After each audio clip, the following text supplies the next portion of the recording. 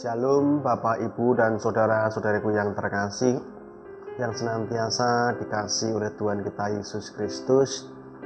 Mari pada kesempatan hari ini, dalam hari Sabat Tuhan yang sudah Tuhan berikan kepada kita, untuk kita mengucap syukur karena kasih Tuhan, penyertaan Tuhan, berkat Tuhan yang sudah Tuhan berikan kepada kita.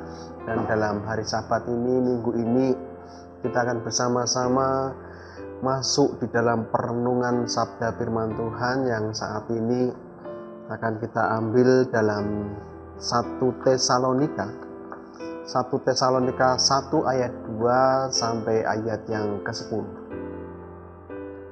Sebelum kita membaca firman Tuhan dan merenungkan sabda firman Tuhan ini, mari kita akan bersama-sama terlebih dahulu berdoa meminta pertolongan dari Tuhan. Tuhan Yesus Kristus, Allah yang berkuasa dalam kehidupan kami semua. Tuhan yang mengasihi dan mencintai kami, yang terus memelihara kehidupan kami hingga sampai saat ini. Tuhan, sebentar lagi kami juga hendak bersama-sama menggeluti sabda firman Tuhan, sabda yang penuh dengan keagungan, yang menguatkan kami sebagai orang yang lemah, tetapi terus ada di dalam naungan firman Tuhan yang begitu kokoh kuat untuk menjadi panutan tuntunan dalam hidup kami semua. Tuhan Yesus Kristus, kami serahkan pemberitaan firman Tuhan ini di dalam tangan kuasa-Mu, kiranya hikmat-Mu memenuhi kami semua, baik kami yang saat ini ada di rumah maupun ada dimanapun yang saat ini rindu akan mendengarkan sabda firman Tuhan.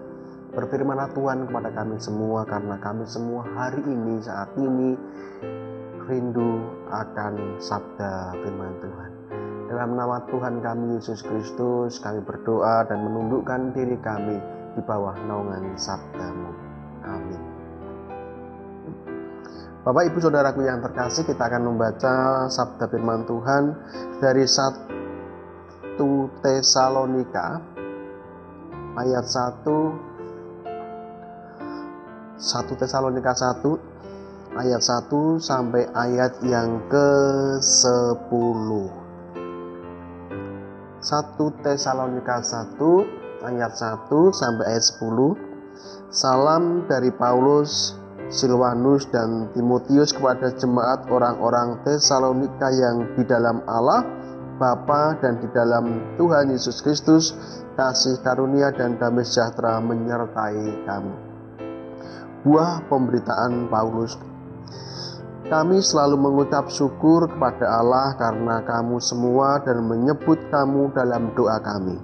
Sebab kami selalu mengingat pekerjaanmu, usaha kasih-Mu dan ketekunan pengharapan-Mu kepada Tuhan kita Yesus Kristus di hadapan Allah dan Bapa kita. Dan kami tahu, hai saudara-saudara yang dikasihi Allah, bahwa Ia telah memilih kamu, sebab Injil yang kami beritakan bukan disampaikan kepada kamu dengan kata-kata saja, tetapi juga dengan kekuatan oleh Roh Kudus dan dengan suatu kepastian yang kokoh. Memang kamu tahu bagaimana kami bekerja di antara kamu oleh karena kamu. Dan kamu telah menjadi penurut kami dan penurut Tuhan. Dalam penindasan yang berat, kamu telah menerima firman itu dengan sukacita yang dikerjakan oleh Roh Kudus, sehingga kamu telah menjadi teladan untuk semua orang yang percaya di wilayah Makedonia dan Akhaya. Karena dari antara kamu firman Tuhan bergema bukan hanya di Makedonia dan Akhaya saja, tetapi di semua tempat telah tersiar kabar tentang imanmu kepada Allah, sehingga kamu tidak usah mengatakan apa-apa tentang hal itu. Sebab mereka sendiri bercerita tentang kami, bagaimana kamu sambut dan bagaimana kamu berbalik dari berhala-berhala kepada Allah untuk melayani Allah yang hidup dan yang benar, dan untuk menanti kedatangan anaknya dari surga yang telah dibangkitkannya dari antara orang mati, yaitu Yesus yang menyelamatkan kita dari murka yang akan datang. Demikian sabda firman Tuhan. Berbahagialah kita yang senantiasa mendengar sabda firman Tuhan, melakukan sabda firman Tuhan itu, dan mengerjakan itu dalam kehidupan kita sehari-hari. Haleluya. Sekali lagi, Shalom Bapak Ibu Saudaraku yang terkasih. Salam sejahtera untuk kita semua. Kiranya damai dari Kristus Yesus Tuhan kita ada dalam hati Bapak Ibu Saudaraku yang terkasih, dimanapun saudara berada. Pada pagi hari ini, ketika Bapak Ibu Saudaraku mengadakan ibadah dalam rumah tangga masing-masing, ibadah yang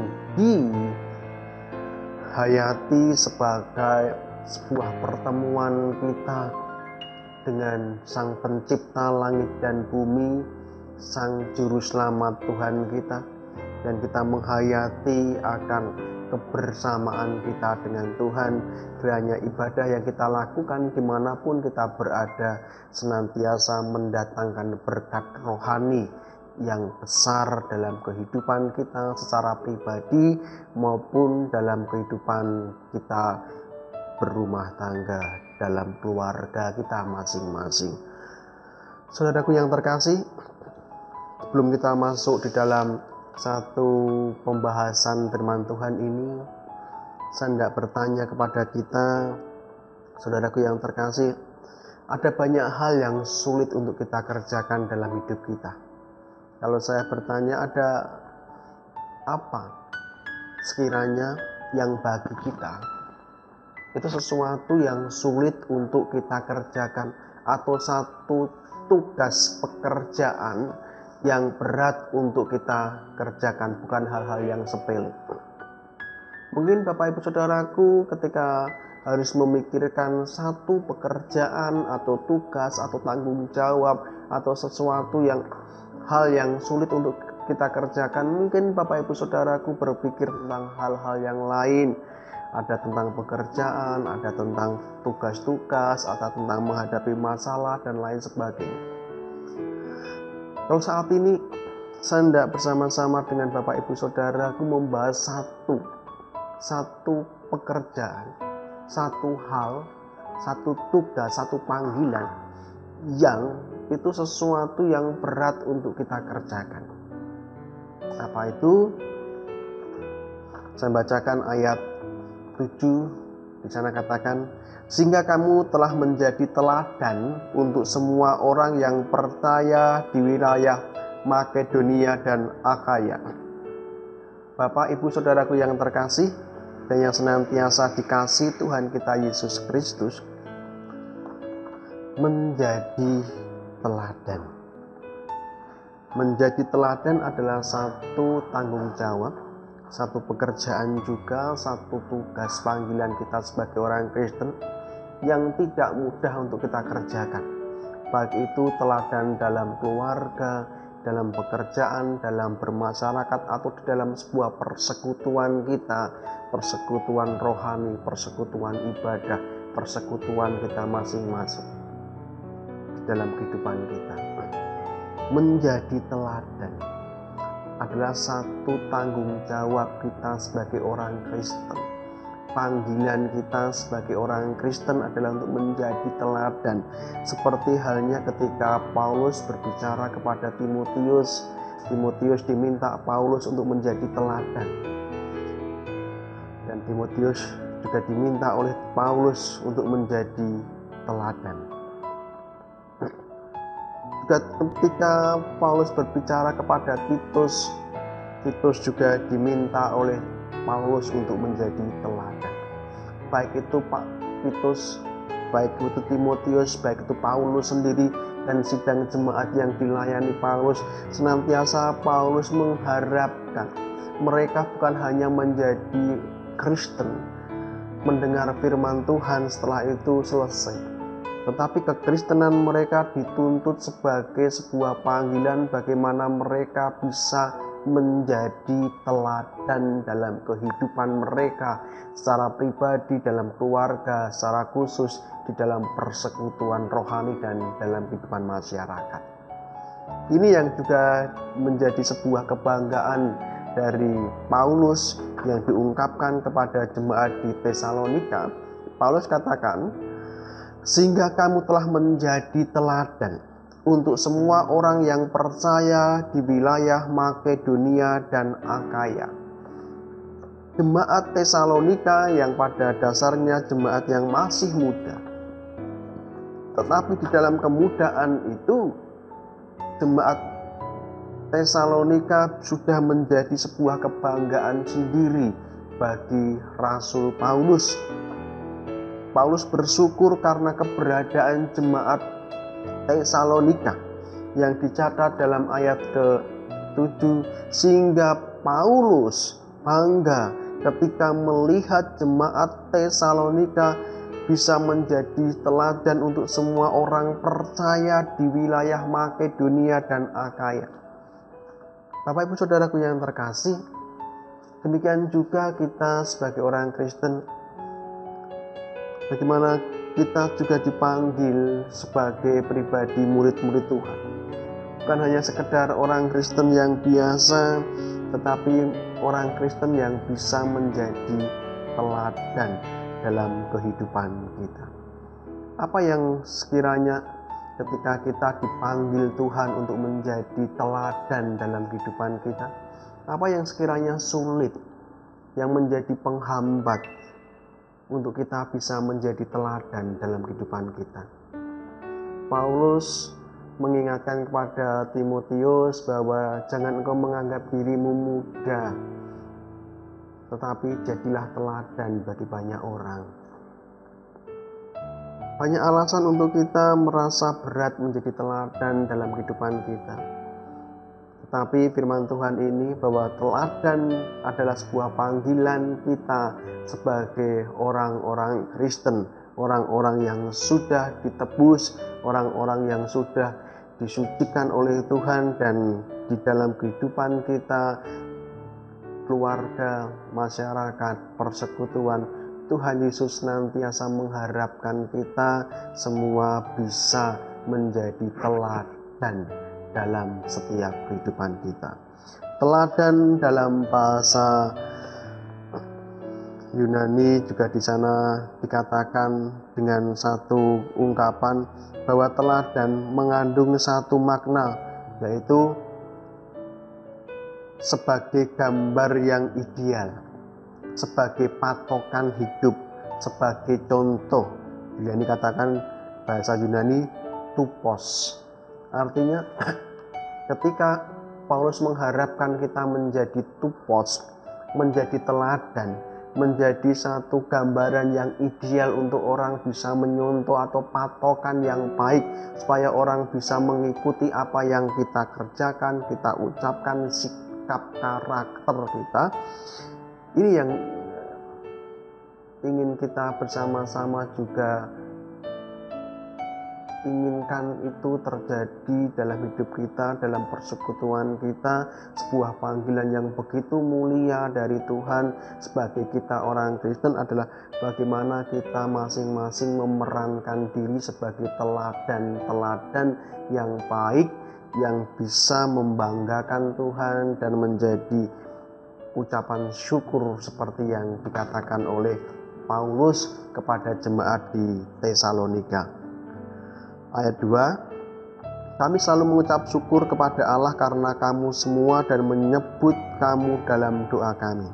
Sebab kami selalu mengingat pekerjaanmu, usaha kasihmu dan ketekunan pengharapanmu kepada Tuhan kita Yesus Kristus di hadapan Allah dan Bapa kita.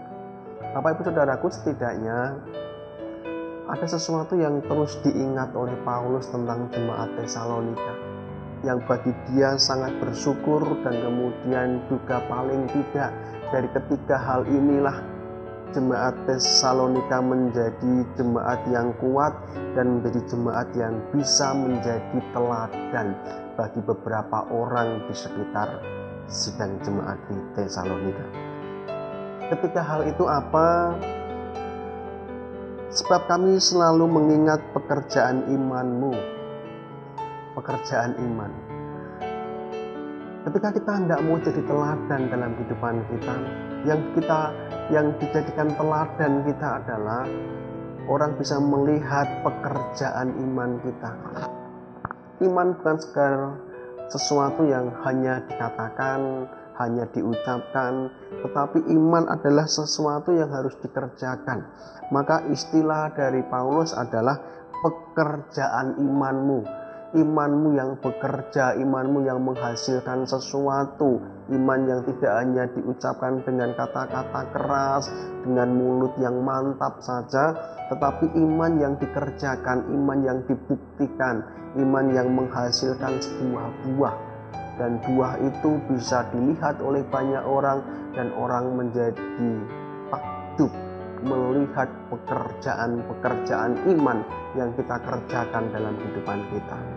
Satu contoh, ketika seorang perempuan yang pendarahan 12 tahun lamanya, ia punya iman, dan imannya berkata bahwa ketika aku memegang jubah Yesus Kristus ujungnya saja, maka aku akan sembuh. Dan itu bukan hanya dikatakan dalam hatinya, dalam pikirannya, tetapi iman itu dikerjakan menjadi sebuah pekerjaan yang baik. Jadi pekerjaan yang didasarkan pada iman, yang didasarkan pada kata-kata iman, dan kata-kata itu dikerjakan, diwujud nyatakan melalui sebuah pekerjaan, sebuah karya, sebuah usaha. Maka ketika perempuan yang 12 tahun dalam masa penderitaan itu, pendarahan itu, ia punya iman yang kuat, kemudian iman itu mendorong perempuan itu melakukan satu pekerjaan, sesuatu yang harus ia kerjakan. Ia mengerjakan itu. Ia memegang ujung jubah Tuhan Yesus, dan dari sanalah ia melihat bahwa pekerjaan iman yang ia yakini menghasilkan satu buah dan menjadikan banyak orang terheran-heran. Karena apa? Karena iman yang didasarkan dengan keyakinan kemudian dikerjakan itu dengan kemantapan sebagai bukti dari iman yang bekerja, maka perempuan itu menerima apa yang sudah ia kerjakan. Bapak Ibu Saudaraku yang terkasih, orang akan melihat iman kita ketika iman kita itu kita kerjakan, kita action dengan iman kita. Kita mengerjakan sesuatu dengan iman, dengan keyakinan kita, dengan sesuatu yang kita pegang sebagai keyakinan, sebagai kebenaran. Bukan hanya sekedar kata-kata, bukan hanya sekedar suara yang keras tentang iman, tetapi iman yang diinginkan oleh Paulus adalah iman yang dikerjakan, iman yang diwujud nyatakan, iman yang menghasilkan satu buah, dan buah itu bisa dilihat oleh banyak orang, dan banyak orang mau melihat, percaya, dan mengagumi akan kuasa Tuhan yang bekerja melalui iman kita yang kita kerjakan. Jadilah teladan-teladan iman. Seperti kalau Ibrani 11 menceritakan tentang saksi-saksi iman. Abraham punya iman, tapi iman itu dikerjakan Abraham. Maka iman itu yang membuat Abraham menjadi bapa orang percaya. Zaman Yosua punya iman, tetapi iman itu dikerjakan dalam sebuah tindakan. Maka Yosua mampu dengan iman yang dikerjakan itu membawa masuk bangsa Israel ke dalam tanah perjanjian. Ini yang pertama, kiranya kita orang-orang Kristen, orang-orang percaya senantiasa mampu untuk mewujud nyatakan pekerjaan-pekerjaan iman kita menjadi buah-buah yang indah. Yang kedua, kita harus belajar untuk menjadi teladan melalui usaha kasih kita. Usaha kasihmu. Sekali lagi, usaha kasih. Dua kata, bukan hanya satu kata. kasih, tetapi usaha. Kasih itu harus diusahakan. Kasih itu harus diwujud nyatakan. Kasih itu harus dinyatakan melalui sebuah tindakan, sebuah perbuatan, sebuah sikap, sebuah karakter. Kasih tidak hanya diam, pasif. Kasih itu adalah sesuatu yang harus kita kerjakan dalam kehidupan kita sehari-hari. Kita usahakan supaya kasih itu bisa dirasakan oleh banyak orang di sekitar kita. Kalau kasih itu hanya sekedar perkataan, maka orang lain tidak bisa merasakan bahwa wujud nyata kasih itu benar-benar bisa menjadi berkat. Kalau Paulus mengatakan kasih yang seperti apa yang harus menjadi teladan dalam kehidupan kita. Kalau dalam Korintus, di sana katakan kasih yang membuat orang bisa menjadi teladan bagi banyak orang adalah kasih yang sabar. Ketika kita punya kasih itu diusahakan dengan kesabaran. Kasih itu bisa diusahakan dengan kemurahan hati, mau berbagi dengan orang lain, mau menanggung beban bersama dengan orang lain, mau membantu orang lain. Hati yang penuh dengan kemurahan adalah salah satu wujud dari kasih yang diusahakan. Kesabaran untuk menanggung segala sesuatu, untuk menahan emosi, untuk senantiasa sabar dalam menghadapi segala sesuatu, itu adalah sebuah wujud kasih yang harus diusahakan. Kemudian ada juga kasih yang harus diusahakan, sebagaimana Paulus katakan, kasih itu tidak sombong, kasih itu tidak memegahkan diri, kasih itu mampu untuk menahan emosi, kasih itu tidak pemarah dan tidak menyimpan kesalahan orang lain. Kasih-kasih yang disebut oleh Paulus dalam 1 Korintus 13 ayat 4 sampai ayat yang ke-6 adalah kasih yang terus diusahakan, diupayakan untuk kita kerjakan dalam hidup kita, supaya orang bisa melihat bahwa kasih itu indah ketika diusahakan. Kasih itu indah ketika diwujud nyatakan. Kasih itu begitu luar biasa ketika kasih itu dinyatakan dan dirasakan oleh banyak orang di sekitar kita. Jadilah orang-orang yang terus mengusahakan kasih. Dengan demikian kita bisa menjadi orang yang menjadikan orang lain bahagia dan merasakan kasih yang diusahakan adalah kasih yang menjadi berkat bagi orang lain. Yang ketiga, mari kita menjadi teladan dan belajar menjadi teladan melalui pengharapan kita. Pengharapan, ketekunan kita di dalam pengharapan. Pengharapan banyak.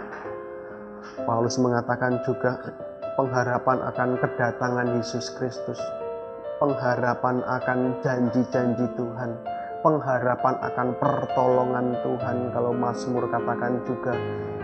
Maka bagi orang Kristen, kita bisa menjadi teladan bagi banyak orang ketika kita menjadi pribadi yang terus tekun di dalam pengharapan kita.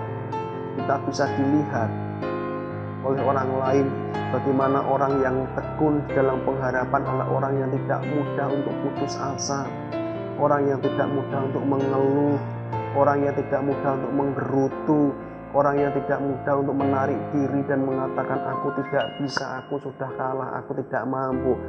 Orang-orang Kristen yang harus menjadi teladan hidup adalah orang-orang Kristen yang optimis, yang senantiasa tetap memegang pengharapan kepada Tuhan, tidak putus asa.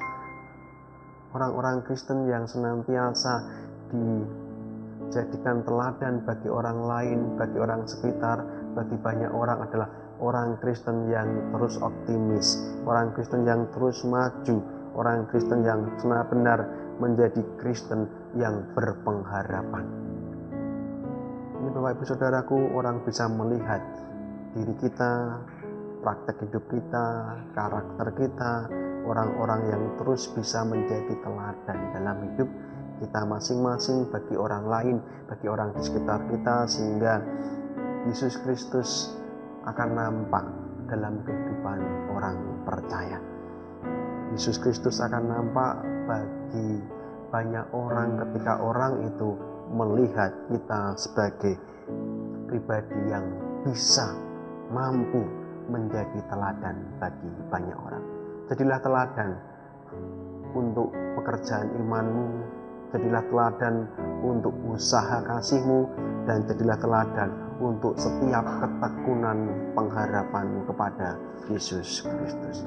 Ini Bapak Ibu Saudaraku yang terkasih, mari kita jadi pribadi Kristen yang sekali lagi bukan Kristen biasa, tetapi Kristen yang benar-benar kuat, Kristen yang bisa menjadi contoh bagi banyak orang, Kristen yang menjadi gambaran yang sejati. Kekristenan orang Kristen itu harusnya seperti ini. Orang Kristen harusnya bisa menjadi teladan yang baik dan menebarkan sesuatu yang baik bagi orang-orang di sekitar. Amin. Mari kita bersama-sama berdoa. Tuhan Yesus Kristus, kami mengucap syukur kalau saat ini Engkau sudah mengajarkan kami tentang banyak hal dalam kehidupan kami, dan Engkau juga mengajarkan kami Tuhan untuk senantiasa menjadi teladan dalam kehidupan kami. Berkati kami Tuhan untuk kehidupan kami, Kau terus kuatkan kami untuk menjadi pribadi Kristiani yang luar biasa, yang terus mengharumkan nama-Mu dan membawa Engkau dalam kehidupan kami, sehingga orang lain melihat Engkau dalam pekerjaan iman kami, dalam usaha kasih kami, dan dalam pengharapan kami. Ini doa kami Tuhan, dalam nama Tuhan kami Yesus Kristus kami berdoa dan mengucap syukur. Amin. Bapak Ibu Saudaraku yang terkasih, kita bisa melanjutkan ibadah kita masing-masing di rumah untuk memuji nama Tuhan dan memuliakan nama Tuhan, dan Bapak Ibu juga nanti bisa melanjutkan aktivitas kita di hari Minggu ini dan dalam satu pekan mendatang. Kiranya kita senantiasa menata hidup kita, menata perkataan kita, menata pikiran kita, menata hati kita, menata perbuatan kita, supaya apa yang orang lain bisa dilihat, orang lain bisa melihat kita, menjadikan kita sebagai yang bisa dicontoh, diteladani, dan dijadikan satu gambaran yang baik sebagai anak-anak Tuhan. Mari saudara yang terkasih, kita akan beraktivitas lagi. Karena itu Tuhan Yesus memberkati engkau, berkat surgawi dari Allah Bapa, Putra, dan Roh Kudus memberkatimu, melindungimu, dan menyertaimu dari sekarang sampai selama-lamanya. Amin.